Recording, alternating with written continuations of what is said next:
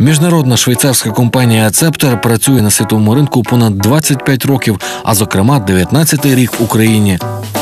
«Цептер» – це більш ніж 2,5 тисяч найменувань сертифікованої високоякісної продукції. Завітайте у дистриб'юторський центр «Цептер» у Львові.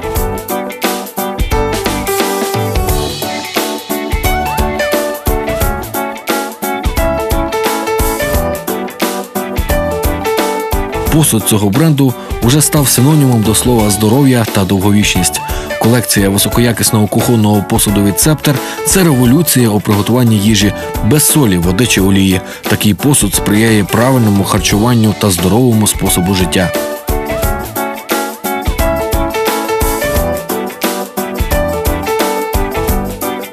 А зберегти приготовану їжу допоможе вакуумний посуд «Ваксі». Це також і економія вашого часу та коштів. Якщо ж ви не лише гурман, але й естет, «Цептер» вас неабияк подивує. Усе для сервірування столу, королівська порцеляна, столові прибори і келихи для напоїв.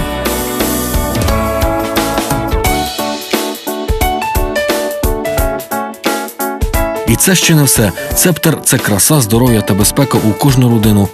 У офісі, що на Щерецькій, 36, ви зможете безкоштовно протестувати воду, яку п'єте вдома, на вміст солі та жорсткість.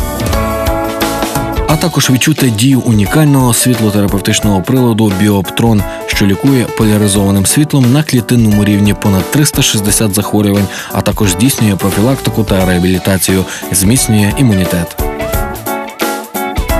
Запрошую мешканців та гостей Львова до нашого офісу, де ви зможете познайомитися з продукцією «Цептер» і обрати для себе найкраще. Будьте здоровими і красивими разом із компанією «Цептер».